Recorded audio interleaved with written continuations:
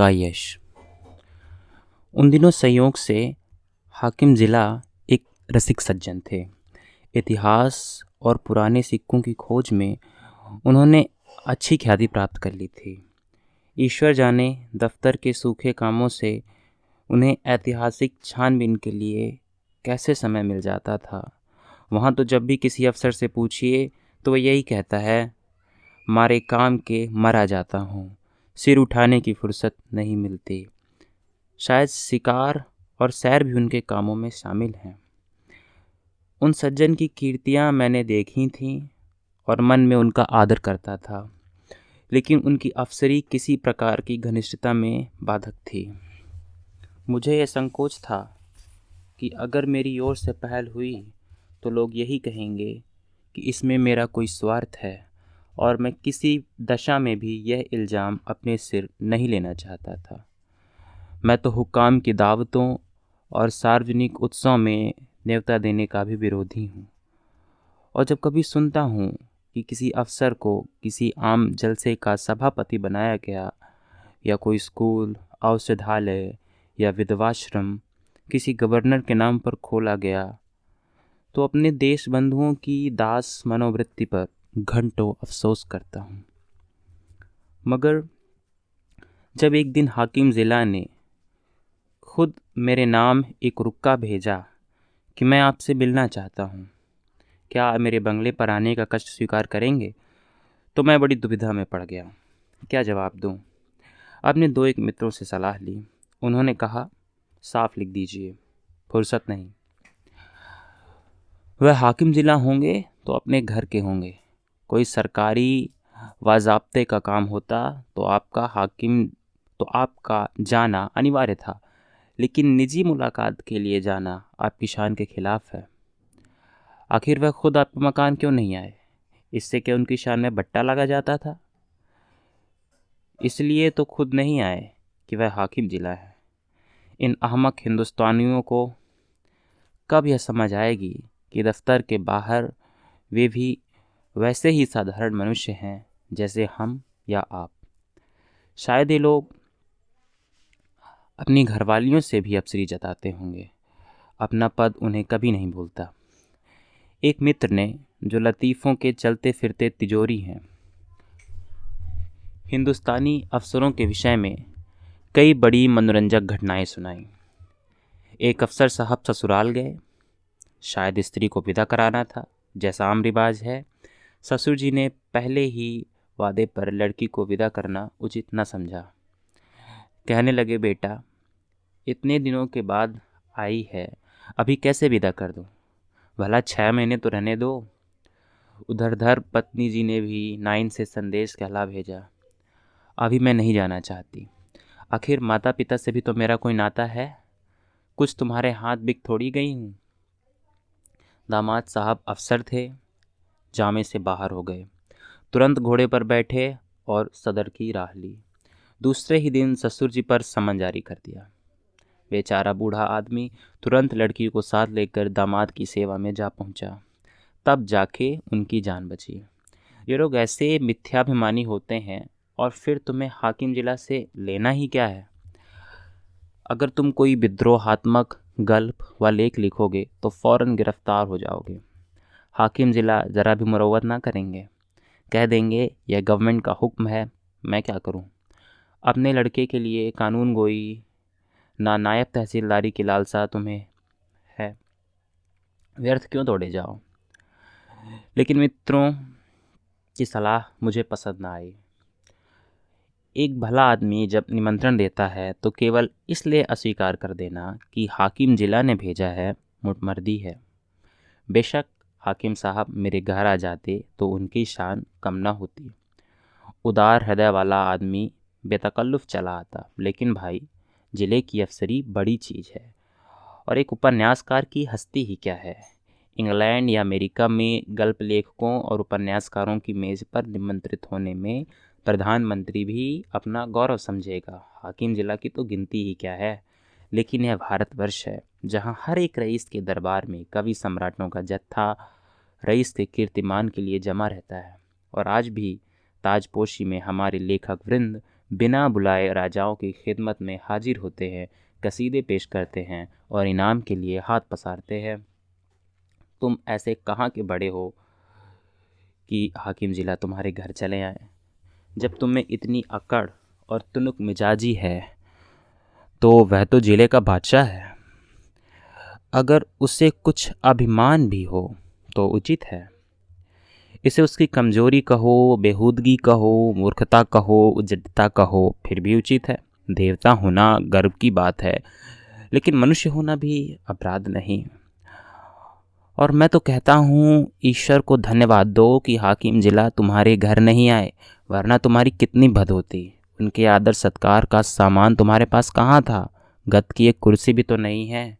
उन्हें क्या 3 टांगों वाले सिंहासन पर बैठाते या मटमैले जाजिम पर? 3 पैसे की 24 बीड़ियाँ पीकर दिल खुश कर लेते हो। है सामर्थ रुपए के 2 सिगार खरीदने की? तुम तो इतना भी नहीं जानते कि वह सिगार मिलता कहाँ है, उसका नाम क्या है। अपना भाग्य सराहो कि अफसर साहब तुम्हारे घर नहीं आए और तुम्हें बुला लिया। 4-5 रुपए बिगड़ भी जाते और लज्जित भी होना पड़ता। और कहीं तुम्हारे परम दुर्भाग्य और पापों के दंड स्वरूप उनकी धर्म पत्नी भी उनके साथ होती, तब तो तुम्हें धरती में समा पाने के सिवा और कोई ठिकाना ना था। तुम या तुम्हारी धर्म पत्नी उस महिला का क्या सत्कार कर सकती थी? तुम्हारी तो गिग्गी बन जाती साहब, बदहवास हो जाते। वह तुम्हारे दीवान खाने तक ही न रहती जैसे तुम गरीबा मम ढंग से सजा रखे हो। वहाँ तुम्हारी गरीबी अवश्य है, पर फूहड़पन नहीं। अंदर तो पग पग पर फूहड़पन के दृश्य नजर आते। तुम अपने फटे पुराने पहनकर और अपनी विपन्नता में मगन रहकर जिंदगी बसर कर सकते हो, लेकिन कोई भी आत्माभिमानी आदमी यह पसंद नहीं कर सकता कि उसकी दुरावस्था दूसरों के लिए विनोद की वस्तु बने। इन लेडी साहिबा के सामने तो तुम्हारी ज़बान बंद हो जाती। चुनाचे मैंने हाजिम जिला का निमंत्रण स्वीकार कर लिया, और यद्यपि उनके स्वभाव में कुछ अनावश्यक अफसरी की शान थी, लेकिन उनकी स्नेह और उदारता ने उसे यथासाध्य प्रकट न होने दिया। कम से कम उन्होंने मुझे शिकायत का कोई मौका न दिया। अफसराना प्रकृति को तब्दील करना उनकी शक्ति के बाहर था। मुझे इस प्रसंग को कोई महत्व देने की कोई बात भी ना थी। महत्व न दिया। उन्होंने मुझे बुलाया, मैं चला गया, कुछ गपशप किया और लौट आया। किसी से इसका जिक्र करने की ज़रूरत ही क्या, मानो भाजी खरीदने बाजार गया था। लेकिन टोहियों ने जाने कैसे टोह लिया। विशेष समुदायों में यह चर्चा होने लगी कि हाकिम जिला से मेरी बड़ी गहरी मैत्री है और वह मेरा बड़ा सम्मान करते हैं। अतिशयोक्ति ने मेरा सम्मान और भी बढ़ा दिया। यहाँ तक मशहूर हुआ कि वह मुझसे सलाह लिए बगैर कोई फैसला या रिपोर्ट नहीं लिखते। कोई भी समझदार आदमी इस ख्याति से लाभ उठा सकता था। स्वार्थ में आदमी बावला हो जाता है, तिनके का सहारा ढूंढता फिरता है। ऐसों को विश्वास दिलाना कुछ मुश्किल न था कि मेरे द्वारा उनका काम निकल सकता है, लेकिन मैं ऐसी बातों से घृणा करता हूँ। सैकड़ों व्यक्ति अपनी कथाएं लेकर मेरे पास आए। किसी के साथ पुलिस ने बेजा ज्यादती की थी, कोई इनकम टैक्स वालों की सख्तियों से दुखी था, किसी को यह शिकायत थी कि दफ्तर में उसकी हक तलफी हो रही है और उसके पीछे के आदमियों को दनादन तरक्कियाँ मिल रही हैं। उसका नंबर आता है तो कोई परवाह नहीं करता। इस तरह का कोई ना कोई प्रसंग नित्य ही मेरे पास आने लगा, लेकिन मेरे पास उन सब के लिए एक ही जवाब था, मुझसे कोई मतलब नहीं। एक दिन मैं अपने कमरे में बैठा था कि मेरे बचपन के एक सहपाठी मित्र आ टपके। हम दोनों एक ही मतकब में पढ़ने जाया करते थे। कोई 45 साल की पुरानी बात है। मेरी उम्र 19 साल से अधिक ना थी। वह भी लगभग इसी उम्र के रहे होंगे, लेकिन मुझसे कहीं बलवान और हष्टपुष्ट। मैं जहीन था, वह निरे कौदन।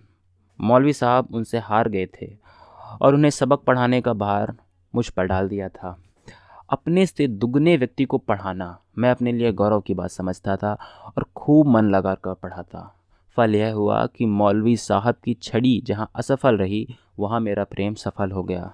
बलदेव चल निकला, खालिक बारी तक जा पहुँचा, मगर इस बीच में मौलवी साहब का स्वर्गवास हो गया और वह शाखा टूट गई। उनके छात्र भी इधर उधर हो गए। तब से बलदेव को मैंने केवल 2-3 बार रास्ते में देखा। मैं अब भी वही सींकिया पहलवान हूँ और वह अब भी वही भीम का है। राम राम हुई, कुशल क्षेम पूछा और अपनी अपनी राह चले गए। मैंने उनसे हाथ मिलाते हुए कहा, आओ भाई बलदेव, मज़े में तो हो? कैसे याद किया? क्या करते हो आजकल? बलदेव ने व्यथित कंठ से कहा, जिंदगी के दिन पूरे कर रहे हैं भाई, और क्या। तुमसे मिलने की बहुत दिनों से इच्छा थी। याद करो वह मतकब वाली बात जब तुम मुझे पढ़ाया करते थे। तुम्हारी बदौलत 4 अक्षर पढ़ गया और अपनी ज़मींदारी का काम संभाल लेता हूँ, नहीं तो मूर्ख ही बना रहता। तुम मेरे गुरु हो भाई, सच कहता हूँ। मुझ जैसे गधे को पढ़ाना तुम्हारा ही काम था। न जाने क्या बात थी कि मौलवी साहब से सबक पढ़कर अपनी जगह पर आया नहीं कि बिल्कुल साफ। तुम जो पढ़ाते थे वह बिना याद किए ही याद हो जाता था। तुम तब भी बड़े जहीन थे। यह कहकर उन्होंने मुझे सगर्व नेत्रों से देखा। मैं बचपन के साथियों को देखकर फूल उठता हूँ। सजल नेत्र होकर बोला, मैं तो जब तुम्हें देखता हूँ तो जी में यही आता है कि दौड़कर तुम्हारे गले लिपट जाऊँ। 45 वर्ष का युग मानो बिल्कुल गायब हो जाता है। वह मतकब आँखों के सामने फिरने लगता है और बचपन सारी मनोहरताओं के साथ ताज़ा हो जाता है। बलदेव ने विद्रवित कंठ से उत्तर दिया, मैंने तो भाई तुम्हें सदैव अपना इष्ट देव समझा है। जब तुम्हें देखता हूँ तो छाती गज भर की हो जाती है और वह मेरा बचपन का संगी जा रहा है, जो समय पड़ने पर कभी दगा न देगा। तुम्हारी बड़ाई सुन सुनकर ही मन प्रसन्न हो जाता है। लेकिन यह बताओ, तुम्हें क्या खाना नहीं मिलता? कुछ खाते पीते क्यों नहीं? सूखे क्यों जाते हो? घी ना मिलता हो तो 2-4 का नस्तर भिजवा दूं? अब तुम भी बूढ़े हुए यार, खूब डट कर खाया करो। अब तो देह में जो कुछ तेज और बल है वह केवल भोजन के अधीन है। मैं तो अभी सेर भर दूध और पाव भर घी उड़ाया जाता हूँ। इधर थोड़ा मक्खन भी खाने लगा हूँ। जिंदगी भर बाल बच्चों के लिए मर मिटे। अब कोई यह नहीं पूछता कि तुम्हारी तबीयत कैसी है। अगर आज कंधा डाल दूँ तो कोई एक लोटा पानी को भी ना पूछे। इसलिए खूब खाता हूँ और सबसे ज़्यादा काम करता हूँ। घर पर अपना रौब बना हुआ है। वही जो तुम्हारा जेठ लड़का है, उस पर पुलिस ने एक झूठा मुकदमा चला दिया। जवानी के मद में किसी को कुछ नहीं समझता। है भी अच्छा खासा पहलवान। दरोगा जी से एक बार कुछ कहा सुनी हो गई, तब से घात में लगे हुए थे। इधर एक गांव में डांका पड़ गया। दरोगा जी ने तहकीकात में उसे भी फंसा लिया। आज 1 सप्ताह से हिरासत में है। मुकदमा मोहम्मद खलील डिप्टी के इजलास में है और मोहम्मद खलील और दरोगा जी की दांत काटी रोटी है। अवश्य सज़ा हो जाएगी। अब तुम ही बचाओ तो उसकी जान बच सकती है, और कोई आशा नहीं। सज़ा तो जो होगी वो होगी, इज्जत भी खाक में मिल जाएगी। तुम जाकर हाकिम जिला से इतना कह दो कि मुकदमा झूठा है, आप खुद चलकर तहकीकात कर लें। बस देखो भाई, बचपन के साथी हो, नहीं ना करना। जानता हूँ तुम इन मामलों में नहीं पढ़ते और तुम्हारे जैसे आदमियों को ना पढ़ना भी नहीं चाहिए। तुम प्रजा की लड़ाई लड़ने वाले जीव हो। तुम्हें सरकार के आदमियों से मेल जोल बढ़ाना उचित नहीं, नहीं तो जनता की नज़रों से गिर जाओगे। लेकिन ये घर का मामला है। इतना समझ लो कि मामला बिल्कुल झूठा ना होता तो मैं कभी तुम्हारे पास ना आता। लड़के की माँ रो रो कर जान दिए डालती है। बहू ने दाना पानी छोड़ रखा है। 7 दिन से घर में चूल्हा नहीं जला। मैं तो थोड़ा सा दूध पी लेता हूँ, लेकिन दोनों सास बहू तो निराहार पड़ी हुई हैं। अगर बच्चे को सजा हो गई तो दोनों मर जाएंगी। मैंने यही कहकर उन्हें ढांढस दिया है कि जब तक हमारा छोटा भाई सलामत है, कोई हमारा बाल बांका नहीं कर सकता। तुम्हारी भाभी ने तुम्हारी एक पुस्तक पढ़ी है। वह तो तुम्हें देवतुल्य समझती है और जब कोई बात होती है तुम्हारी नज़ीर देखकर मुझे लज्जित करती है। मैं भी साफ कह देता हूँ, मैं उस छोकरे की सी बुद्धि कहाँ से लाऊं? तुम्हें उसकी नज़रों में गिराने के लिए तुम्हें छोकरा, मरियल सब कुछ कहता हूँ, पर तुम्हारे सामने मेरा रंग नहीं जमता। मैं बड़े संकट में पड़ गया। मेरी ओर से जितनी आपत्तियां हो सकती थीं उन सब का जवाब बलदेव सिंह ने पहले से ही दे दिया था। इनको फिर दोहराना व्यर्थ था। इसके सिवा कोई जवाब न सूझा कि मैं जाकर साहब से कहूँगा। हाँ, इतना मैंने अपनी तरफ से और बढ़ा दिया कि मुझे आशा नहीं है कि मेरे कहने का विशेष ख्याल किया जाए, क्योंकि सरकारी मामलों में हुक्काम हमेशा अपने मातहतों का पक्ष लिया करते हैं। बलदेव सिंह ने प्रसन्न होकर कहा, इसकी चिंता नहीं, तकदीर में जो लिखा है वह तो होगा ही, बस तुम जाकर कह भर दो। अच्छी बात है, तो कल जाओगे? हाँ, अवश्य जाऊंगा। यह ज़रूर कहना कि आप चलकर तहकीकात कर लें।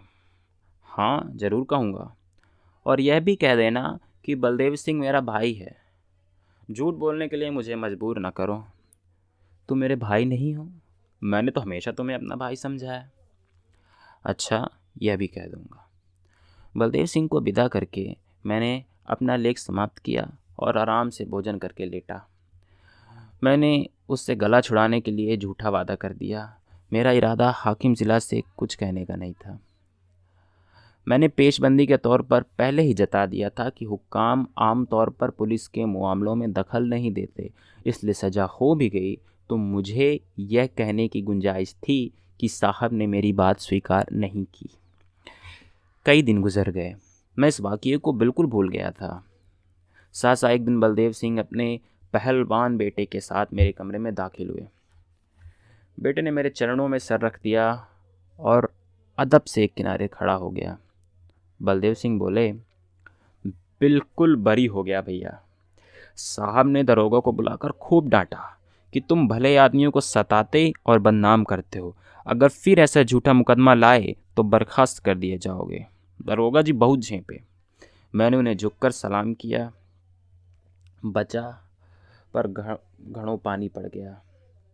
यह तुम्हारी सिफारिश है भाईजान, अगर तुमने मदद न की होती तो हम तबाह हो गए होते। यह समझ लो कि तुमने 4 प्राणियों की जान बचा ली। मैं तुम्हारे पास बहुत डरते डरते आया था। लोगों ने कहा था उसके पास नाहक जाते हो, वह बड़ा बेमुरव्वत आदमी है, उसकी जात से किसी का उपकार नहीं हो सकता। आदमी वह है जो दूसरों का हित करे। वह क्या आदमी है जो किसी की कुछ सुने ही नहीं।